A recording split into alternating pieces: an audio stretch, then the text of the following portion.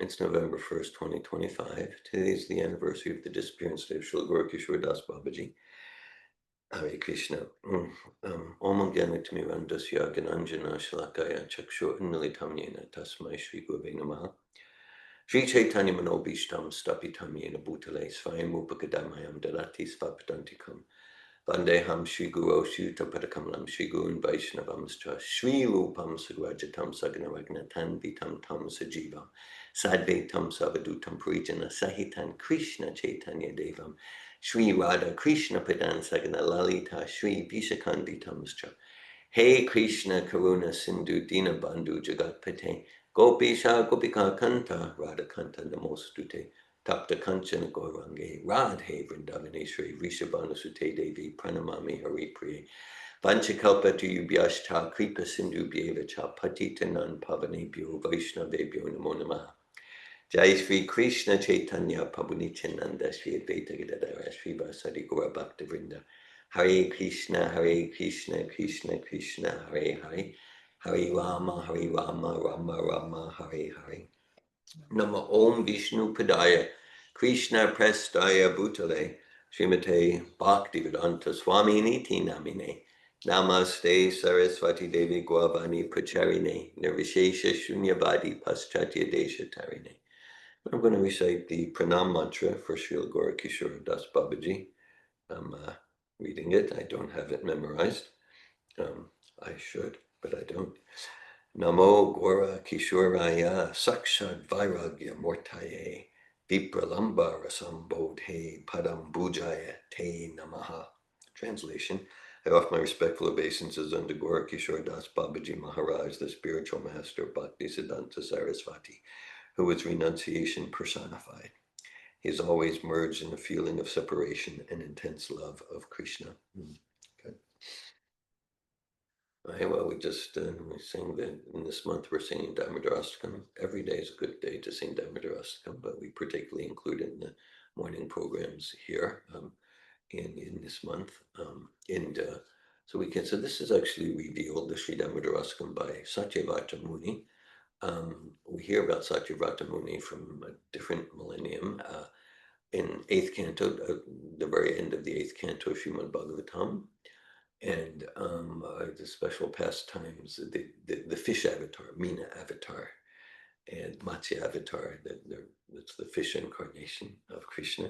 And there's just like Lord Nrsimhadev is especially associated with Prahlad Maharaj, and Vamana Dev is especially associated with his humble devotee Bali Maharaj. So the Matsya avatar is especially associated with Satyavrata Muni, and Satyavrata Muni revealed about this bhajan, Damodarastakam, and we can see there.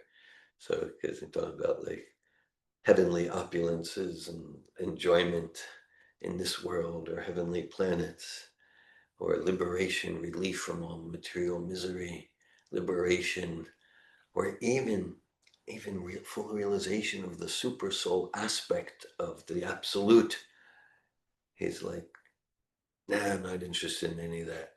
I just want to be focused. I just pray to be focused on how baby Krishna's cheeks are reddened from the kisses of Mother Yashoda. And I offer my obeisances to the rope that Mother Yashoda used to try to tie. The name Damodar means one who's tied about the belly. Udar is like udder. We can see like a cow's udder.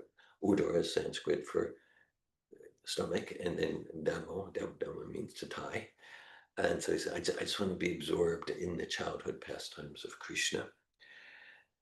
And you can see like all the other goals for a pure devotee, and just all the other goals. I'm just not even interested. Just let me be absorbed in this vision. And so the acharyas in our parampara, the pure devotee spiritual masters in our line of disciplic succession, they are all fully absorbed in the pastimes of Krishna, and they're dedicating themselves. Because Srila Prabhupada, he's absorbed there. He was in the Radha Damodar temple in Vrindavan, that was constructed by Srila Jiva Goswami, overlooking the samadhi of Srila Rupa Goswami. And he's just blissful there, doesn't need to go anywhere, but out of compassion for people like us, conditioned souls of Kali Yuga, he came on the Jaladut at the age of 70 to give us the pastimes of Damodar. And so there's, of course, material pride, nirmana moha, jita sanga dosha, jatman, nitya vrinivritta kama. Krishna says the first qualification for being eligible to go back to Godhead and advance substantially in the process of Krishna consciousness is to be prideless. Completely. This morning before japa, we recited the Sri Shiksastikam, including Trinadapi Sunichena Taroeva Sahishnuna Amanina Manadena Kirtanya Sadhari. Lord Chaitanya says to be in that spirit, to be enthusiastic to engage in kirtan 24 hours a day, kirtanya sadhari, then it's required that one is demanding no respect for themselves, ready to offer all respect to others, feeling lower than the blade of grass, more tolerant than a tree. In such a state of mind, one can engage in kirtanya sadhari, enthusiastic, full devotional service constantly. Satatam kirtayanto mam, as Krishna says in Bhagavad Gita. It says, so this kirtan, it's not just like something new. Krishna is discussing kirtan in Bhagavad Gita, encouraging kirtan all the time. Satatam kirtayanto mam yatantas chadrita vrataha. We can see like the English word determination from the Sanskrit drita, with a determined vow, engage in kirtan. Of course, there's kirtan as we know it, like last night in the Duck Pond area of Gainesville, we were engaged in kirtan for about 2 hours. And then there's a pastime of Prabhupada I like to tell that Prabhupada was one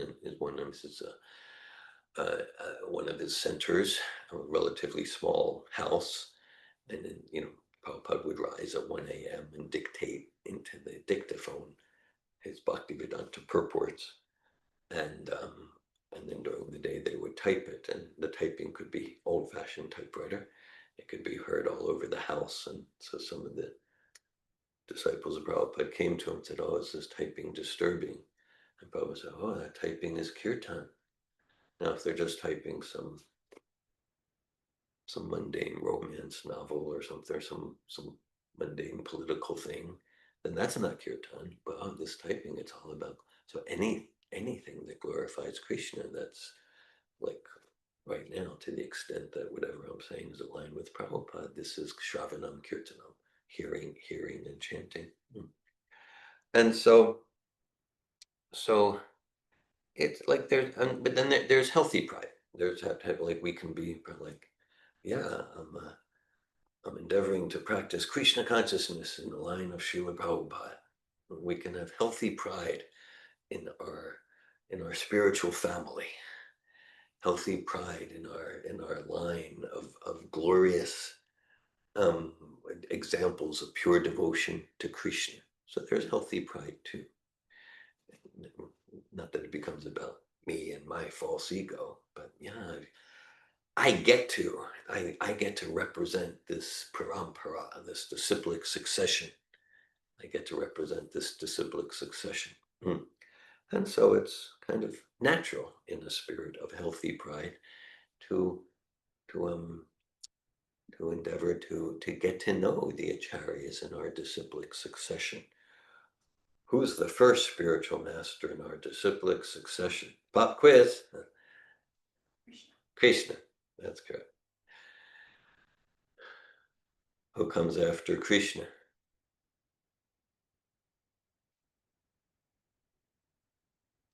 Balaram. Okay. Balaram is the first expansion of Krishna. That's correct. Now, Balaram's not specifically listed. I mean, Balaram's certainly in our line, but he's not specifically listed in our line. So Balaram is the first expansion of Krishna, and Rosa said Brahma, and then there's the so like there's this list, because actually there's, for example, if we read Bhagavatam or Chaitanya Charitamrita, there's thousands of pure devotees listed, but Balaram is Krishna himself, an expansion of Krishna. And then there's like our particular line, just like Shukadev Goswami, speaker of Bhagavatam, he's not listed in the line. And so yeah, it's like, okay, so like, what's the name of, so yeah, we're in a pop quiz mood today. What's the name of Srila Prabhupada's spiritual master? Bhaktisiddhanta Saraswati Thakur. Correct. Thank you. So yeah, and so Srila Prabhupada, he's listed as 32nd, and I'm referring to this list at the end of Introduction to Bhagavad Gita, which we get from Prabhupada, which Prabhupada got from Srila Bhaktisiddhanta. There's actually Bhaktisiddhanta, he revealed a bhajan, a song with that list of 31, and Srila Prabhupada's 32. And yeah, and then Bhaktisiddhanta's spiritual master is Gaurakisora Das Babaji, and today is the disappearance day of Srila Gaurakisora Das Babaji. And so, yeah, I myself, I would say,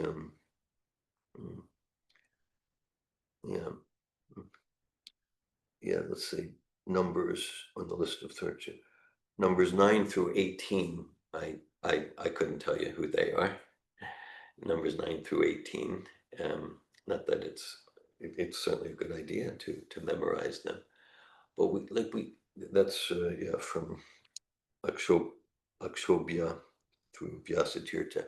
We don't really hear anything about them other than they're on the list from Srila Prabhupada, right? And then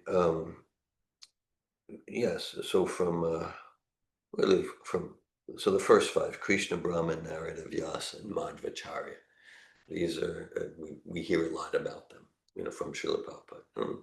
I emphasize from Srila Prabhupada because he's our current link to the Parampara. So we understand the previous acharyas through our current link, Srila Prabhupada. So the first 5 particularly. And then starting with Madhavendra Puri, number 20. Also, we hear a lot about them. Then the line goes to Ishvara Puri, he's spiritual master of Lord Chaitanya. And then Lord Chaitanya is his spiritual descendants are the 6 Goswamis, and then it gets into Krishna's Kaviraj, like that. Yeah, and like, okay. So am I suggesting to go to the internet and research these personalities? That's a yes or no. No. Maybe I emphasized that more than I was planning to.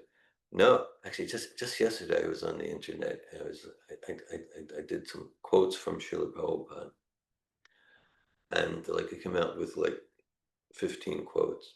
Prabhupada didn't say any of them. Now I understand this whole internet, chat GPT, it's Krishna's energy. It can be used in Krishna's service. At the same time, some of you, maybe all of you here, you've heard me tell that this is recent correspondence with a sannyasi who's known as an erudite scholar and representative of Prabhupada.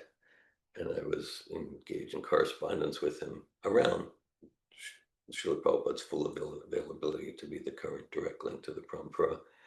And so he was trying to refute that, and he referenced about 10 quotes from Prabhupada.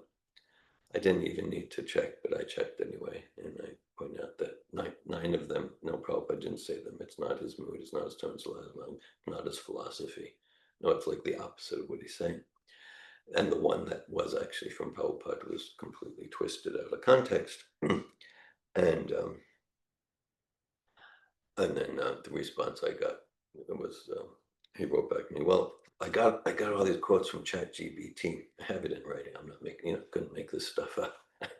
Couldn't make this stuff up. Got it from Chat. No, so I'm not, you all have your relationship with internet research. It's Krishna's energy. May we all be blessed to use it in Krishna's service, of course. But my encouragement, like simply by reading Srila Prabhupada's books and hearing his lectures.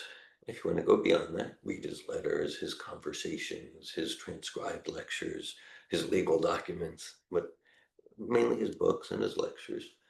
Then naturally we hear about Bhaktisiddhanta. And naturally we hear about Gaurakisora Das Babaji. Not too much. We hear a lot about Bhaktisiddhanta. Gaurakisora Das Babaji, we don't hear too much, but some. And we naturally hear about who is Jiva Goswami. So just by reading Prabhupada, hearing Prabhupada, then we hear about the Acharyas. And then on a day like this, the disappearance day of Gaurakisora Das Babaji, then that's a special day. We can focus in on the pastimes of Gaurakisora Das Babaji, the pastimes, the teachings, the mood. The appearance and disappearance day of Srila Bhaktisiddhanta. His disappearance day is usually like around December 31st or January 1st, like New Year's time, thereabouts. His appearance day is February usually. And then that's like special days to, okay, let's hear specifically about the pastimes of Srila Bhaktisiddhanta. So I'm not particularly recommending you do some internet search here and there. Just hear from Prabhupada, hear from Prabhupada. And we naturally hear who is Rupa Goswami and like that, and just by reading Srila Prabhupada. So this morning before japa, we read a purport from Srila Prabhupada from the 4th canto of Bhagavatam. I'm going to read it again, and this is Canto 4, Chapter 2, Text 18. Narayanam namaskritya naram chaiva narottamam devim sarasvatim vyasam tato jayamudirayat. Before reciting the Srimad Bhagavatam, which is the very means of conquest, one should first offer respectful obeisances unto the personality of Godhead Narayan, unto Narayan Rishi, the supremmost human being, unto Mother Sarasvati, the goddess of learning, and unto Srila Vyasadeva, the author. Nasta prayeshva bhadreshu nicham bhagavata sevaya bhagavat utama shloke bhaktir bhavati naishtiki. Those are two amongst many, many verses in the Bhagavatam that extol and glorify the Bhagavatam. So this is Canto 4, Chapter 2, entitled Daksha Curses Lord Shiva, Text 18. It's quite an involved pastime, going through many, many chapters. So the translation reads, the demigods are eligible to share in the oblations of sacrifice, but Lord Shiva, who is the lowest of all the demigods, should not have a share. So we want to be careful where we go. So everything in Bhagavatam is transcendental, but just like sometimes we'll have statements, lectures from Hiranyakashipu, and speaking all sorts of demoniac philosophy. So we want to understand everything in context. Everything is from Vyasadeva, Shukadeva Goswami. Just like in Bhagavad Gita, that's all transcendental, that's true. Then like there's chapter 16, there's a section, we call it the soliloquy of the demon, where he goes on for a few verses. He's Faroham, Mahambogi, Siddham Balavan Sukhi. I am the controller, I'm the enjoyer, I'm perfect, powerful, and happy, and like that. So here we have Daksha, who's a demigod, but like demigods tend to do. They're devotees, but they tend to get bewildered. And he's cursing Lord Shiva.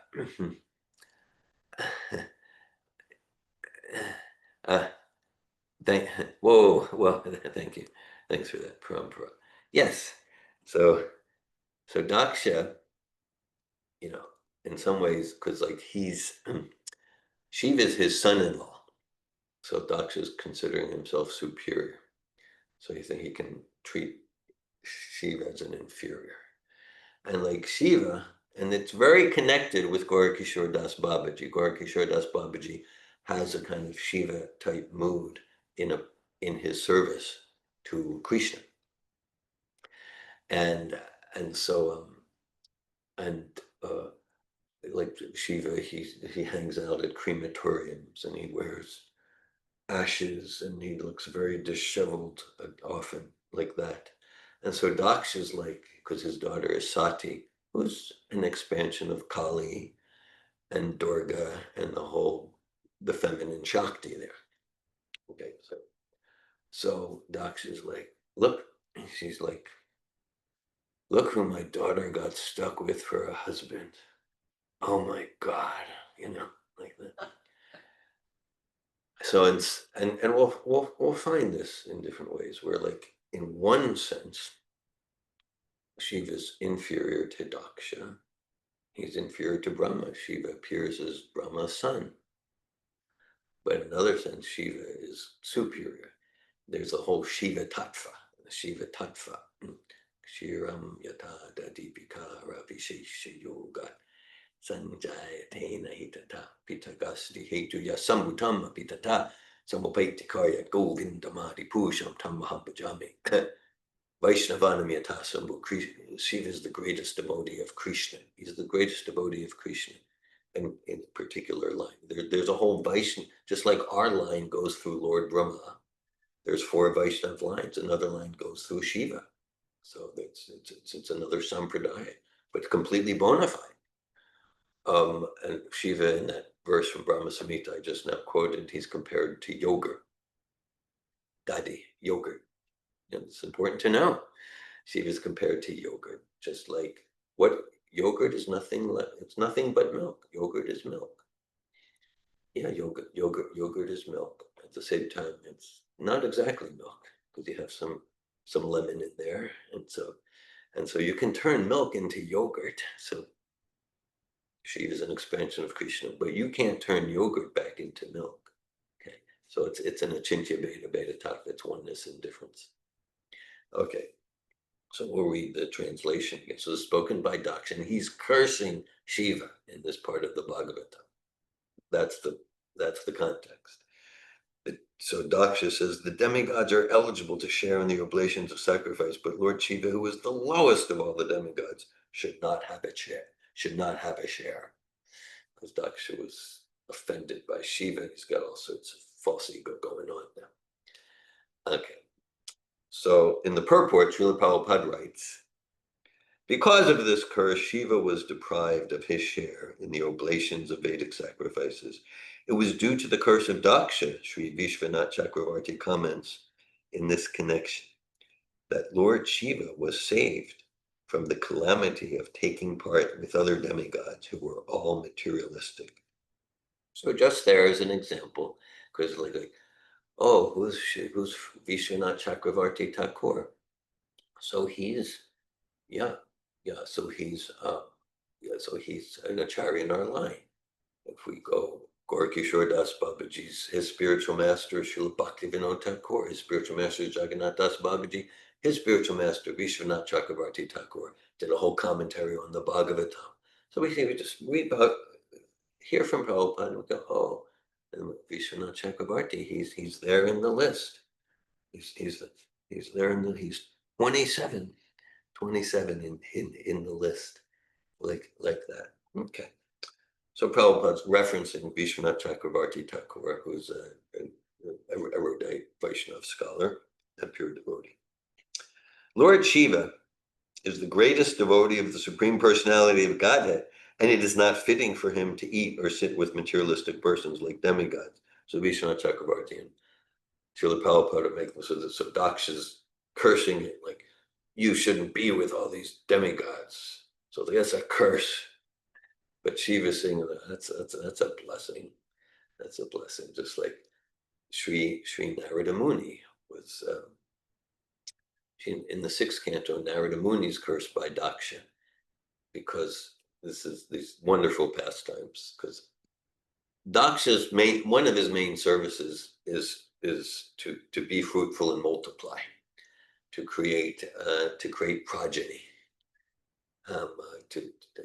so to populate the universe, and so like he had, it was like I think it was a thousand sons called the Haryashvas. And they were doing some like meditation, austerity to effectively create progeny, to populate the universe and to do it in service to God. So Narada Muni comes along and he gives some very sophisticated metaphors. And the Haryashvas, because they were deeply, subtly intelligent, they understood the metaphors. And as a result of Narada Muni's instructions and in association, they decide this whole kind of like, no, we don't want to imitate them necessarily, but they said, oh, this whole kind of like, yeah, the Grahasta family life, lots of children. Nah, we're just going to like renounce it all and just like we're just going to focus on sadhana, Krishna consciousness, Bhagavatam. So Daksha's frustrated, like, now wait a minute, look what you did. So then Daksha had like another side. He had another set of sons, 10,000 Sakalashvas. It's described in the sixth canto. And so same thing, Narada Muni comes along and they get this, yeah, let's just kind of like renounce the whole material world thing. Let's just do like Harinam Sankirtan and like that. So now Daksha's infuriated and he curses Narada that Narada won't be able to stay in one place. And so Narada took that as, okay, so the Narada is known as the eternal spaceman. Narada Muni Bhajaya Vina Radhika Ramana Bhajay. He flies around the universe playing his Vina. It's kind of like a sitar, but not quite, and chants the glories of Krishna wherever he goes. He's all throughout the Bhagavatam. He's inspiring people. In the purports in the sixth canto, Srila Prabhupada describes that he too he's been cursed by some of the parents of his disciples. And as a result, even though Prabhupada had so much opulence, not a penny to his name, but he said, as a result, I'm not able to stay in one place because I'm traveling around the world all the time. So I'm not like more than 3 days in one place just to expand the Krishna consciousness movement in the line of Narada Muni. So Daksha, he gets angry and curses great personality sometimes. So Srila Prabhupada continues, thus the curse of Daksha was indirectly a blessing, for Shiva would not have to eat or sit with other demigods who were too materialistic. There is a practical example set for us by Gaurakisora Das Babaji Maharaj, who used to sit on the side of a latrine to chant Hare Krishna. A latrine is an outhouse.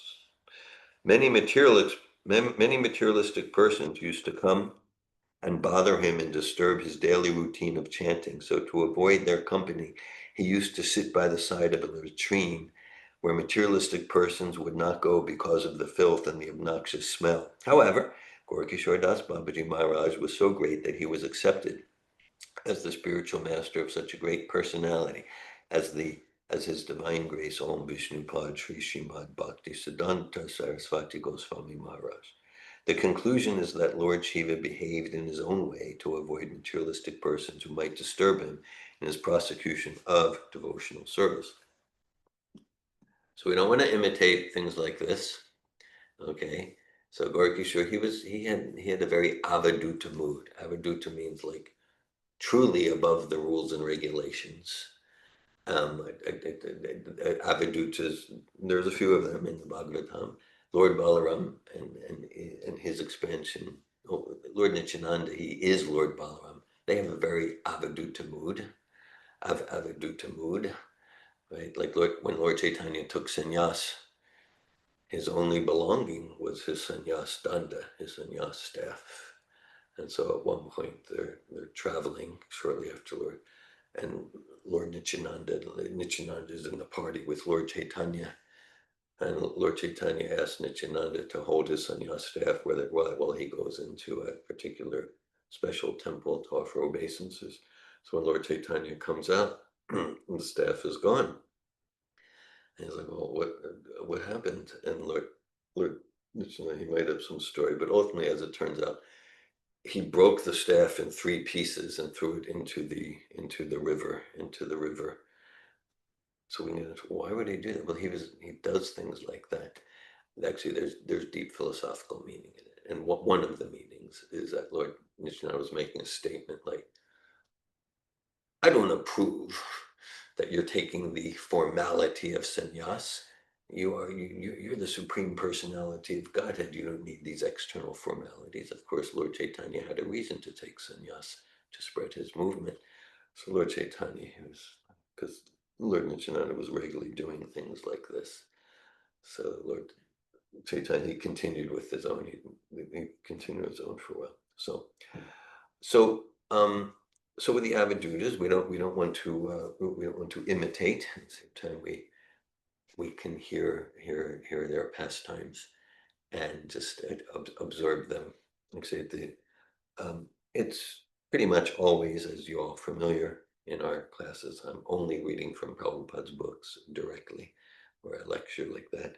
I'll read briefly. This is a book called Babaji Maharaj, Two Beyond Duality, The Lives of Gaurakisora Das Babaji and Jagannath Das Babaji Maharaj. And so the compiler is named Karnamrita Das. In his introduction, he writes, the descriptions of the exploits of Om Vishnu Pad Paramahamsa Sri Srimad Gaurakisora Das Babaji Maharaj are certain to bewilder materialistic persons, for one who is under the sway of worldly desires cannot enter into the mysteries of the deeds and thoughts of a person fully immersed in spiritual consciousness. Okay. So some things. So Gaurakisora, we mentioned a little bit before Japa. Gaurakisora Das Babaji, he was illiterate. My understanding is he didn't know how to sign his name. And Prabhupada would emphasize that, like, any of the nuances or subtleties of Bhagavatam, Chaitanya Charitamrita, Vaishnava philosophy, he was completely fluent and expert to respond to anything and explain anything. He had realization from Super Soul, but he was externally illiterate. And then his one official disciple, Srila Bhakti Siddhanta Saraswati Thakur, Srila Bhakti Siddhanta, he's known as the walking encyclopedia. He was the most learned Vedic scholar of the age. He was a professor of astronomy and mathematics. So it's showing many things. So that bhakti is completely transcendental. Oh, to do bhakti, you need to memorize 2,000 verses. You need to read so many books. No, you need to be rich. You need to be poor. You need to be Indian bodied or Western bodied. No, bhakti is completely transcendental to anything material, and just our parampara indicates that.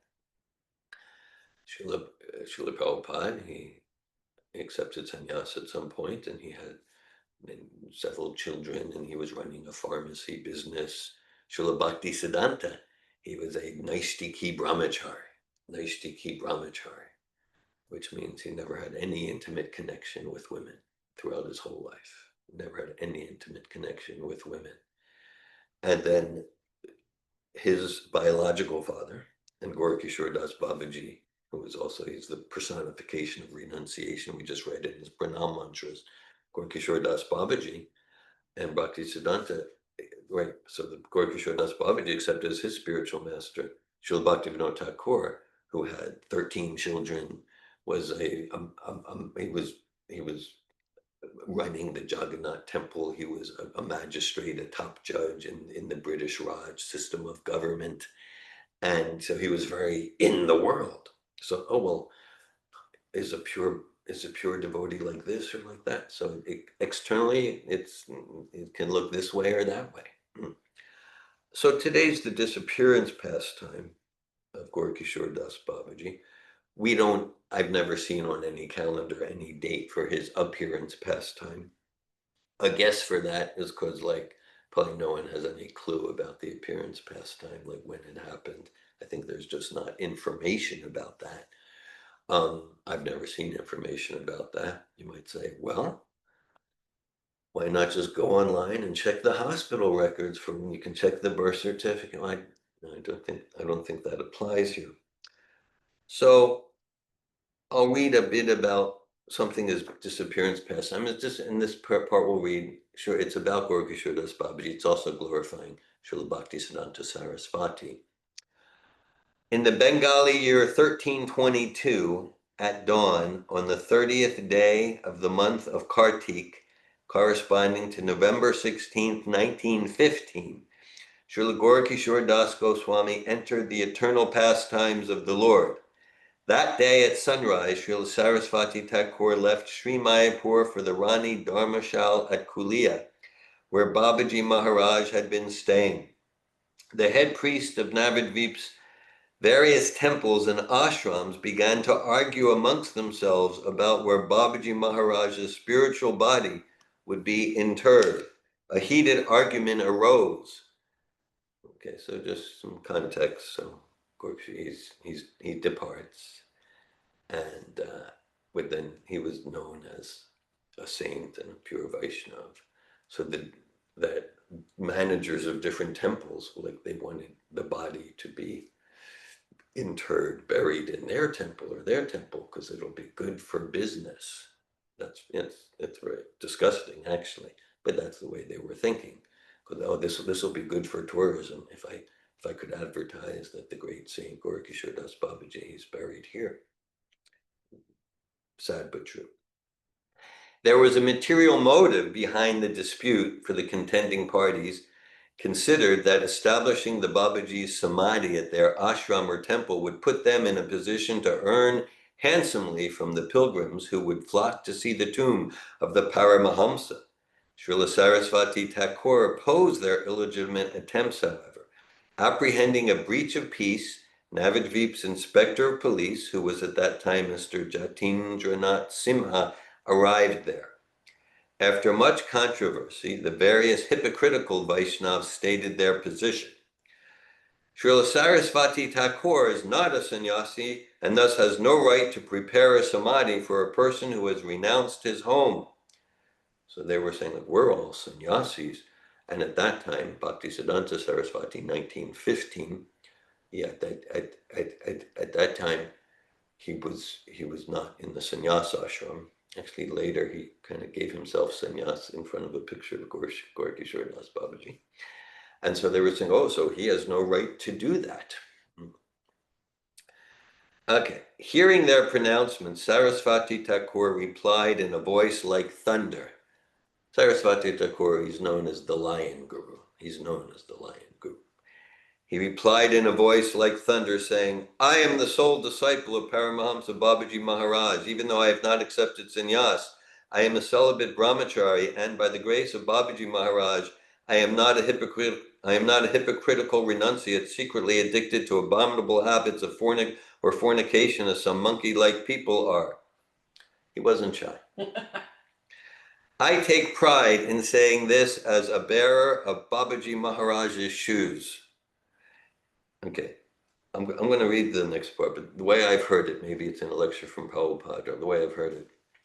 So Saraswati's there with the police commissioner and all these sannyasis and directors of the different temples. And he says, okay, but if you want to take, this spiritual body, for your mat, for your temple, okay, yeah. So he says, okay, so yeah, so just come forward to take his body if you had not had illicit sexual connection with women in the past 6 months. No one stepped forward.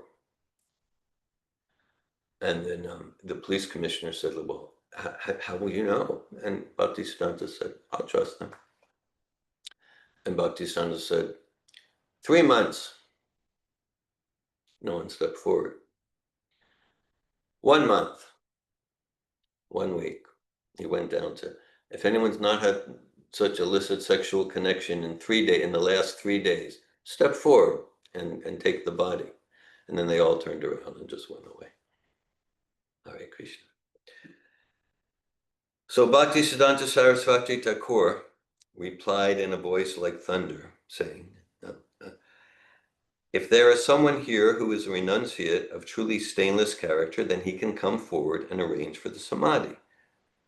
So Bhaktisiddhanta wasn't attached to, I'll be the one who does it. Just like if someone's actually pure, sure.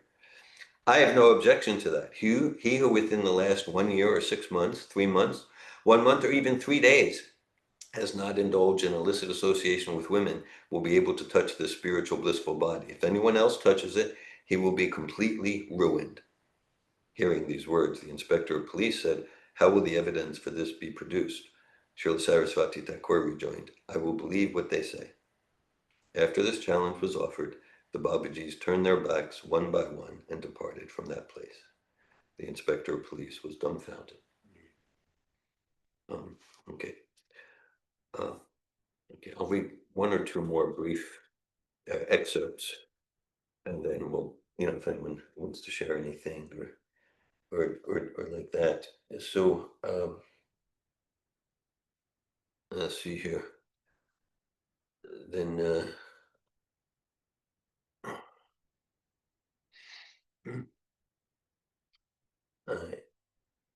let's see. So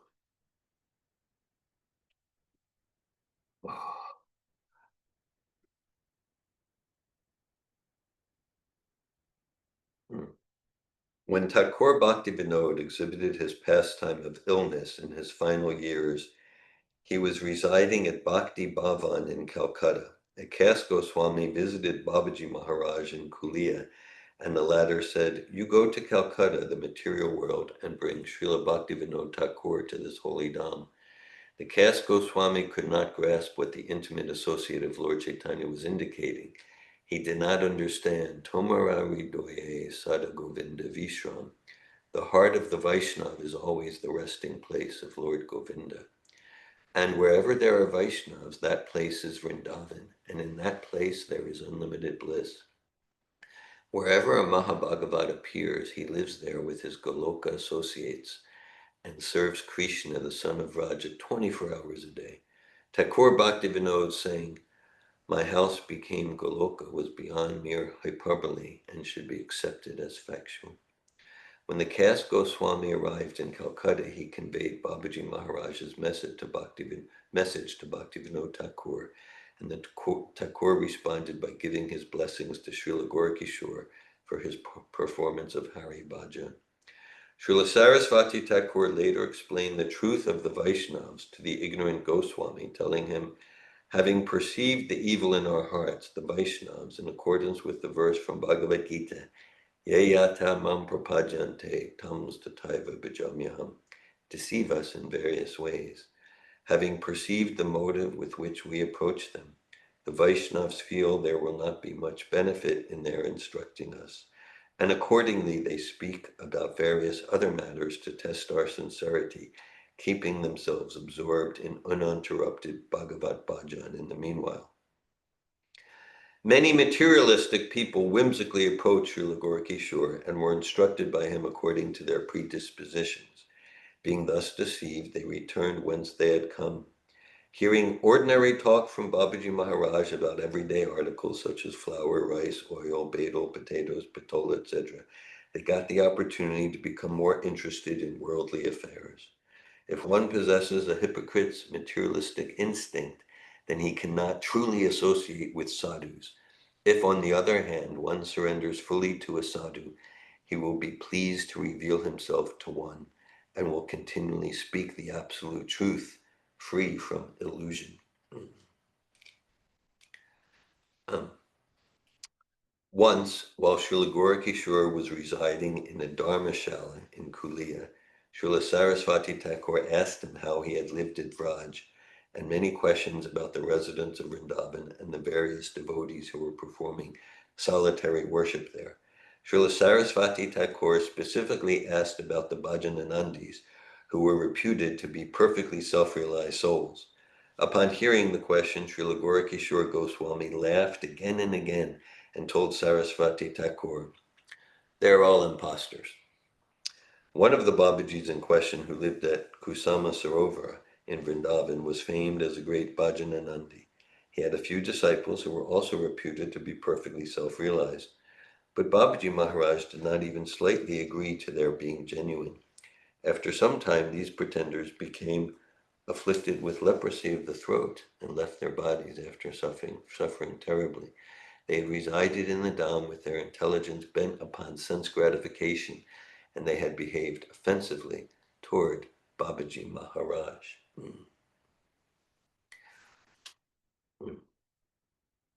Once, a young devotee, very anxiously desiring to perform devotional service and reside in the holy Dham of Navadvip, came and revealed his intentions to Babaji Maharaj. This young devotee had made arrangements to remain in the Dham as a physician, to buy medicines by begging for the money, and to thus treat the sick and infirm. He considered that in this way he would be performing his bhajan and also simultaneously performing great welfare activity. To receive confirmation of his plans, he had come to consult Srila Babaji Maharaj. When he arrived and presented his proposal, he quoted the following verses describing Murari Gupta in the Chaitanya Charitamrita Adi Leela, chapter 10, text 50 and 51. Pratigraha nahi kare nalaya karadan atmavriti kare kare kutumba baran chikitsa karena yare haiya sadaya deha roga bhava roga dui tarakshaya. Quote, Srila Murari Gupta never accepted charity from friends, nor did he accept money from anyone. He practiced as a physician and maintained his family with his earnings. As Murari treated his patients, by his mercy, both their bodily and spiritual diseases subsided. And yes.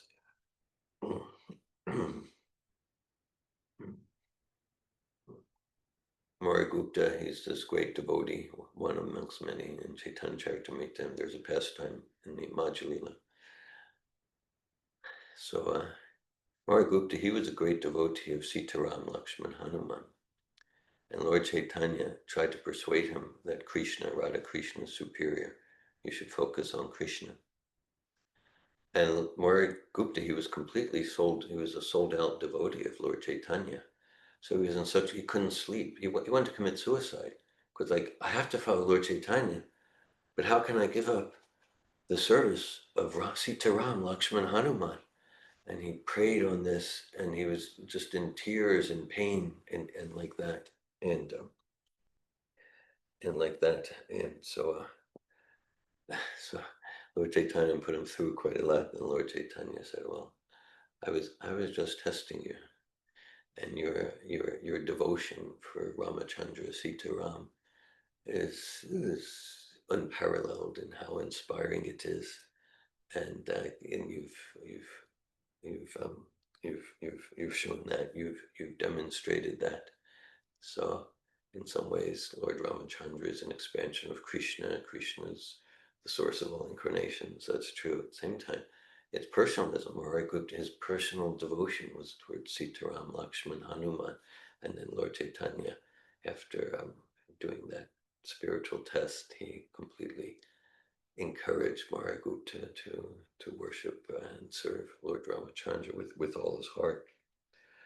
So, okay. So Srila Babaji Maharaj could understand the young man's inherent insincerity and the pretension of his wanting to live in the Dham, and revealed the defects of his plan by saying, Murari Gupta was a physician. Murari Gupta is an eternal associate of Lord Chaitanya and is always resident in the holy Dham. He never expressed any intention to stay in the Lord's Dham by unjustly supporting himself so as to enjoy sense gratification. He never, at the expense of any temple, supported his family, nor was he ever interested in earning money to fill his stomach. He neither accepted charity from his friends nor anyone else. He was the reservoir of ecstatic love of Lord Gaura. By his mercy, one can achieve love for Gaura. Whomever he would treat would become completely freed from all disease and obtain love for Sri Chaitanya Mahaprabhu. Without following the standard of his character, if Murari Gupta's behavior is imitated in a motivated way, then one will be forced to suffer the result of his misdeeds. You are suffering from the disease of material existence yourself, so how will you properly treat others? heavy. You should incessantly and earnestly pray for the mercy of Srila Murari Gupta. Then you will be able to understand what real benevolence is. Sri Chaitanya Mahaprabhu has stated that sincere intelligence is exhibited by chanting the holy name of Hari, giving up all pretension. Those who chant with material intentions are considered unintelligent. You should renounce this sort of thinking and devote yourself seriously to the process of hearing and chanting the glories of the Supreme Lord. Otherwise, your devotion, in quotes, will simply be lust and everything will be ruined. The desire to administer free medicine for the sake of personal prestige and the desire to reside in the Dham have nothing in common. A person interested in fruitive work can never live in the Dham. Hearing these instructions, the doctor asked, "What should I do?"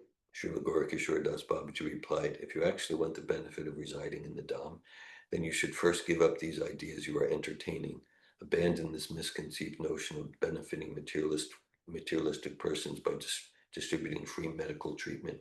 Those who are resolute in performing worship unto the Supreme Lord Hari will never discharge any unfavorable activities, and they will perform only activities favorable to devotional service. Beyond this, all other activities will be the cause of deep conditioning. If you want to support yourself in the way you have planned, then you should leave the Dham and return to your former residence. Do not reside within the supreme abode of the absolute truth, Sri Krishna, and earn your livelihood deceitfully." The book continues. Srila A.C. Bhaktivedanta Swami Prabhupada commented on the two verses above as cited.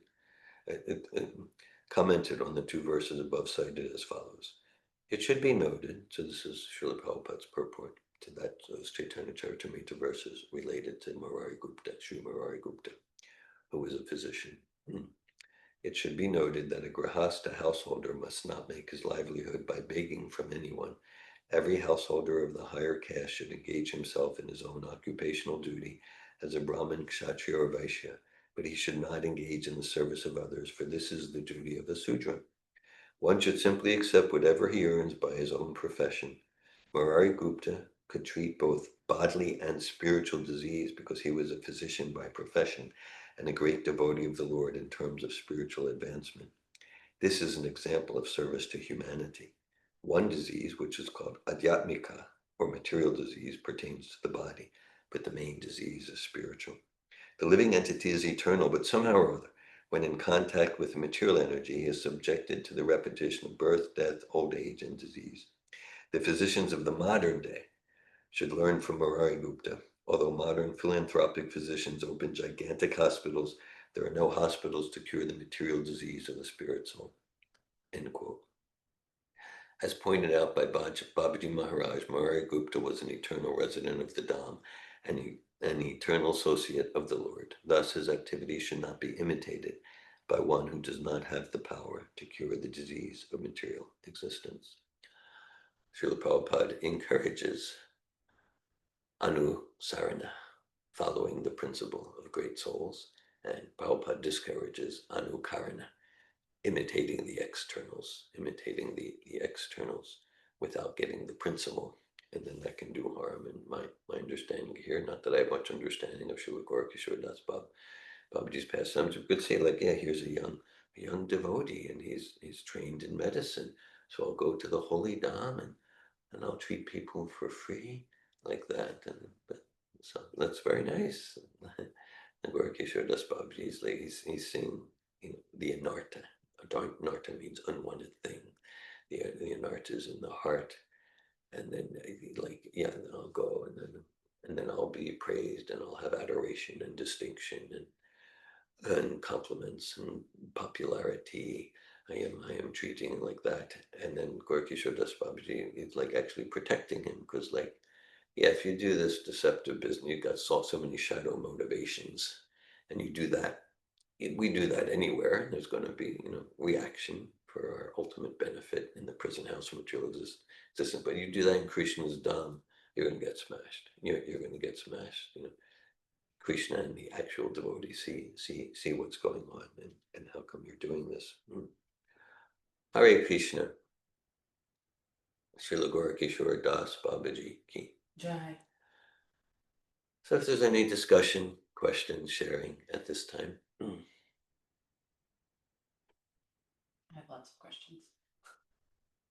Bhakti Rosa. Hi, Krishna. Okay, so I don't know very much. I had some assumptions that I want to ask you about. So if Bhakti Siddhanta was his only disciple, Yeah. I knew he was a renunciate, and then there's the things about like him staying near a latrine and things like this. And I thought, well, maybe he's his only disciple because no one else, could stand what was going on. But from the story that you've told us today, I understand that he was notable. He was revered. He became known as a saintly person. So then my question becomes, why was Bhaktisiddhanta his only disciple? Okay, thanks for your question. Srila Gaurakisora Das Babaji, he didn't want any disciples. There was one point before Bhaktisiddhanta became officially a disciple where Bhaktisiddhanta just wanted to associate with him and do some service for him. Bhaktivinoda Thakur was around at that time, like that. And Babaji, Gaurakisora Das Babaji refused. And it got to the point where he actually ran away, and he threatened to kill himself rather than take service. He didn't want to. He didn't want any disciples. And so so the pastime of the initiate. So he didn't want any disciples. He certainly didn't want any cheating disciples. He didn't want like the whole fashionable guru show. Okay. And you can see like, he was just like see-through whenever there's any gross or subtle cheating. But even a fully qualified disciple like Bhaktisiddhanta. So Bhaktisiddhanta was guided by Bhaktivinoda Thakur, who's his biological father, to approach Gaurakisora for to officially accept.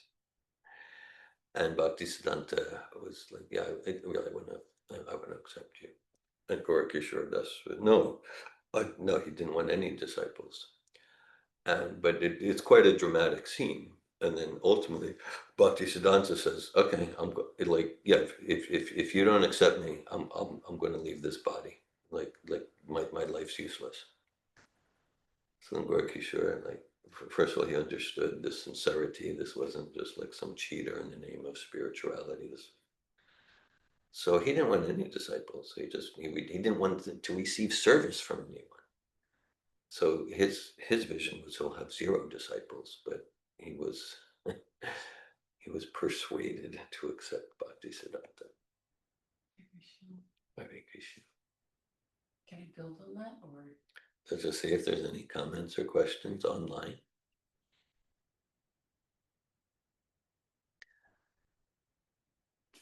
Bhakti Rosa, you may continue. So I'm understanding a little bit more. My other question had to do with, so Bhaktisiddhanta's father was, Srila Bhaktivinoda Thakur. and then I understood that there's a break in the line. It doesn't go father son. Babaji's in the middle. Yeah. So I was curious about like how, why, and you're alluding a little bit. I guess I'm kind of curious about how the relationship between Babaji and Thakur got situated, where then Bhaktisiddhanta was afterwards. Yeah, well, this is like the transcendental unfolding of the parampara. How come Bhaktivinoda Thakur and Srila Bhaktisiddhanta Sarasvati arranged for Bhaktisiddhanta Sarasvati to receive Diksha from Gaurakisora Das Babaji, rather than from because clearly Bhaktisiddhanta, his whole life was continuing the mission of his father. So this is transcendental pastimes, and they in co-creation with Radha Krishna can manifest in so many ways. They're all in pure devotees and inconceivable devotional consciousness, and that's that's how they're manifesting it. And I mean, I could give my conjecture, but Vaishnavera Kriya Mudra Vigeya Nabujaya. To understand the psychology of a Vaishnava is not possible with material conditioning. But we can see, just like Gaurakisora Babaji, he was not a preacher. He was not a preacher. Of course, he had his one disciple, Bhaktisiddhanta, who changed the world, mostly through his disciple, Srila Prabhupada.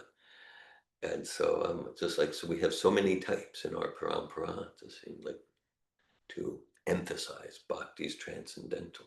Now, when I say diksha, I mean, maybe everyone here is familiar with that first page of Chaitanya Charitamrita, right?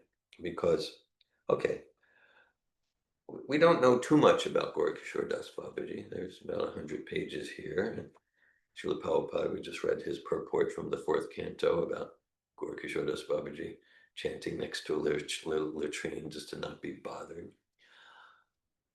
We do know historically there was never any initiation ceremony between Bhaktivinoda Thakur and Gaurakisora Das Babaji. There was never any initiation ceremony. Neither was there any initiation ceremony between Jagannath Das Babaji and Bhaktivinoda Thakur. And Jagannath is 28, Bhaktivinoda is 29, Gaurakisora is 30. Okay. And so still in the Sri Chaitanya Charitamrita, in the introduction to Adi Leela, chapter 1, which is entitled The Spiritual Masters, Srila Prabhupada writes, Jagannath Das Babaji initiated Srila Bhaktivinoda Thakur, and Bhaktivinoda Thakur initiated Srila Gaurakisora Das Babaji. And so back in 1999, one of my services, I was serving as chairperson of the board of directors here at New Raman Reddy Temple. Pretty much I did that service for about 7 years, starting in the mid-90s. And I had just conducted an Ishtagoshti, like a meeting amongst members of the community in the temple. And I said, if anyone wants to discuss with me, I'll be in the back of the temple room for at least an hour. So I was in the back, and in my personal reading at that time, I was just starting Chaitanya Charitamrita. So there was the volume, there was, a set of Chaitanya Charitamrita in the temple room. And I picked up Adi Leela chapter 1, and I started reading. And I noticed something was different.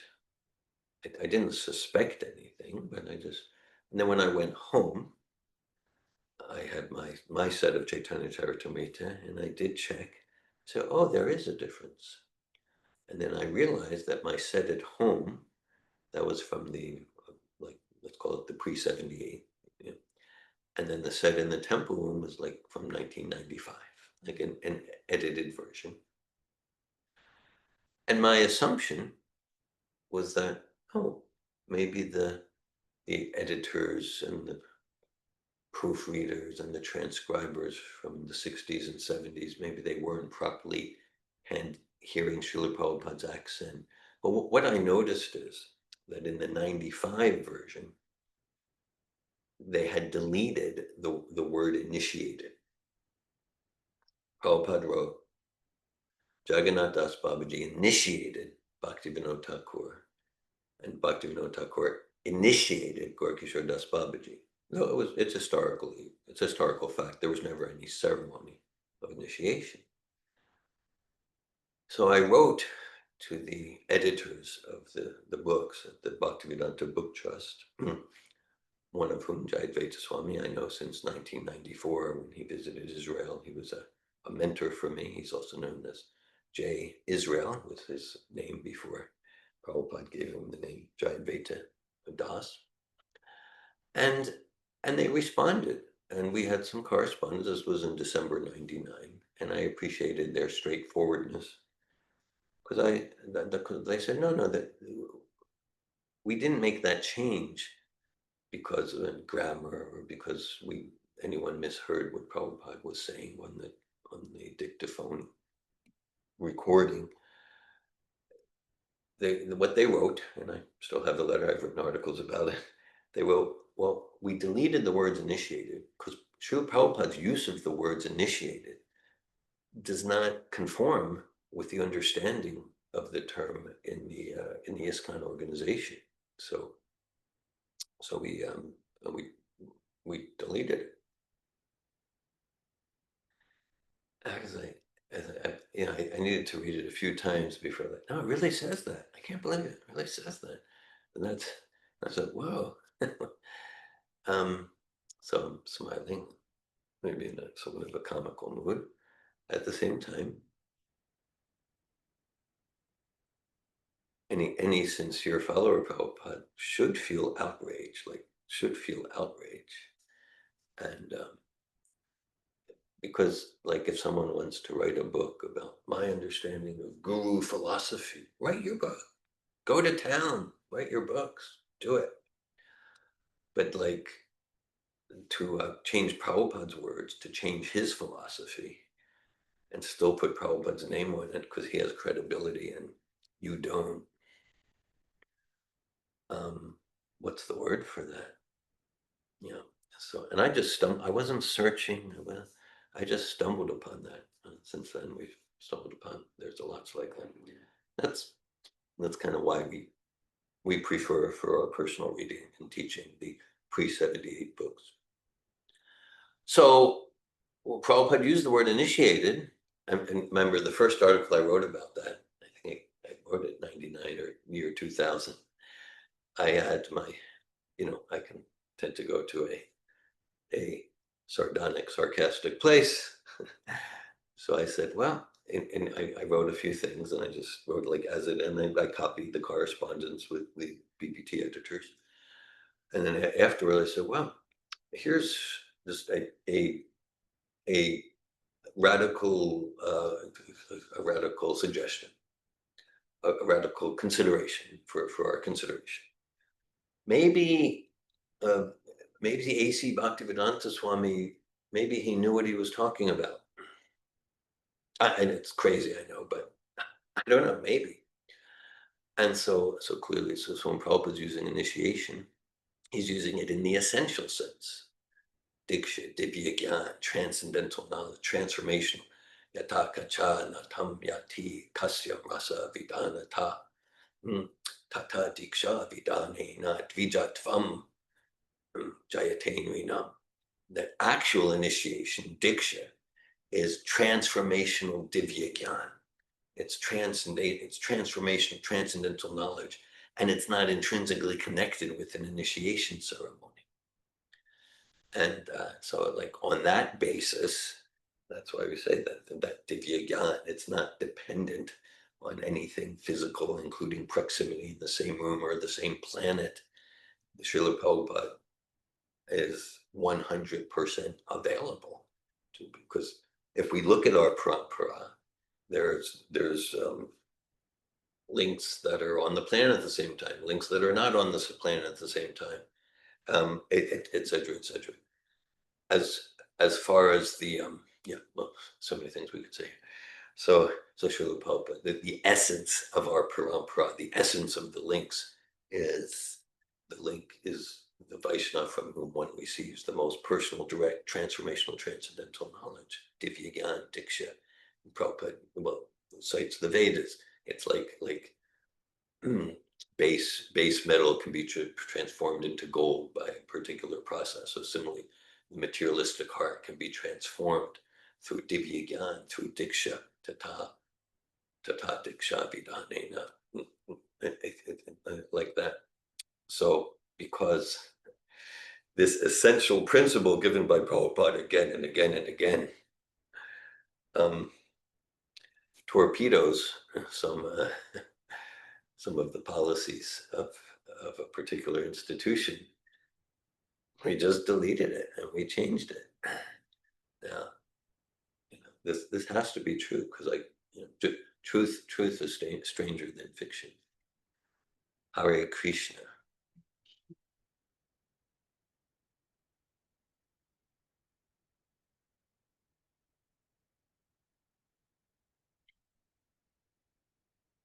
Yeah, so our endeavor,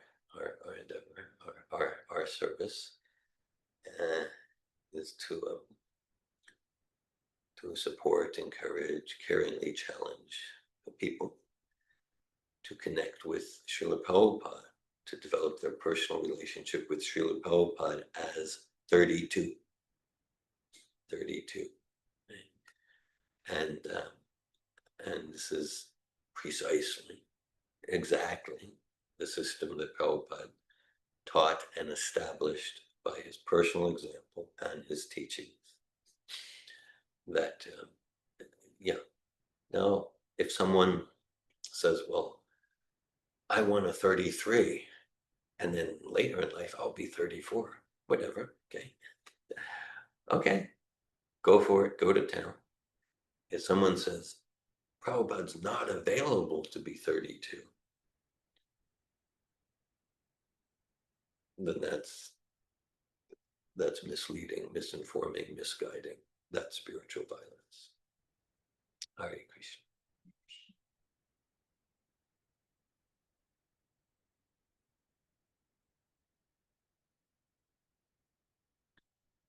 Hare Krishna.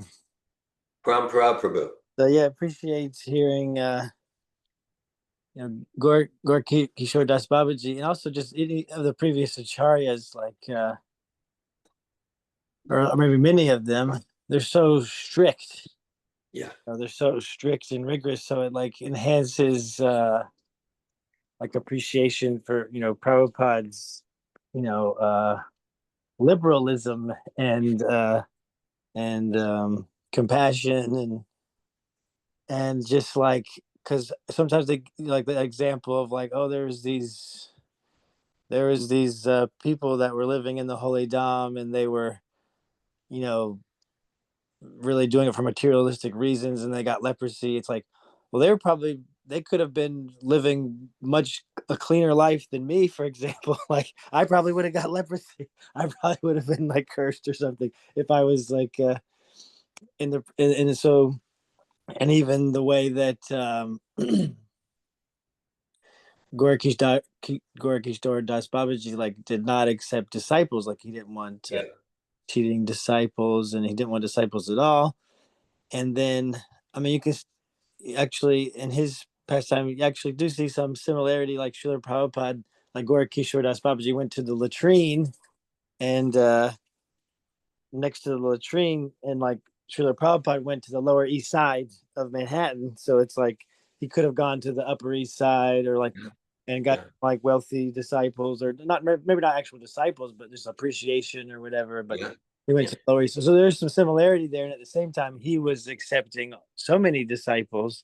Yeah. And certainly, I mean, he, also similarly probably didn't want, the fashionable gurus, but certainly there's probably disciples that just accepted him because it was the thing to do, because it was fashionable at the time. And so he, that like sort of you know um unconditional mercy of Srila Prabhupada, it just really stands out that, yeah, I mean, like this devotee who wants to live in the holy dom and like heal people. It sounds like, oh yeah, that's a slam dunk. That's like obvious. Like that's great. Who's gonna say that's not a good thing to do? But then so it's very Gorky Doris Das Babaji is very rigorous and strict, and so yeah, just is also, so it's, I appreciate that, and because it glorifies Bhakti Siddhanta Sarasvati, and yeah, that's perhaps some speculation on my part. That's maybe part of the reason, to Bhakti Vinod Thakur to encourage him to take disciple, because it shows like how it glorifies the whole line, really. It glorifies the whole line, and enhances the line than, like, yeah, if he was just, accept his father as his spiritual master and like that. And so yeah, just appreciating that. Hare Krishna.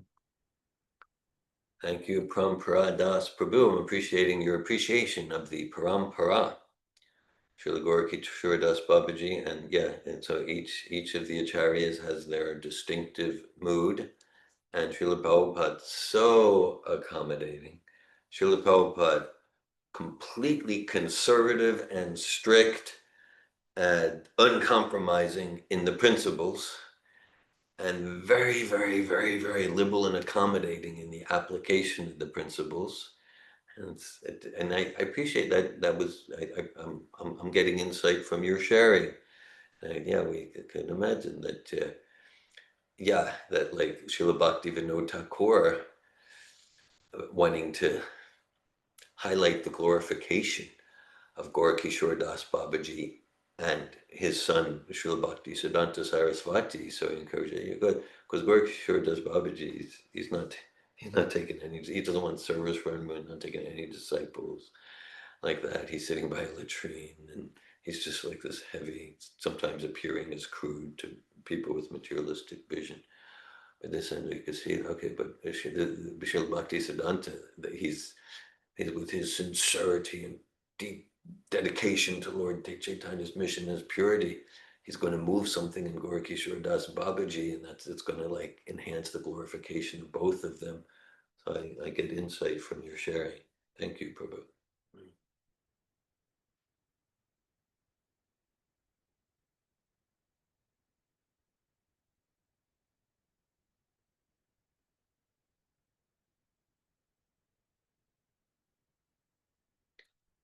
Srila Gaurakisora Das Babaji ki Jai. Srimad Bhagavatam ki Jai. Srila Prabhupada ki Jai. Thank you all. Hare Krishna.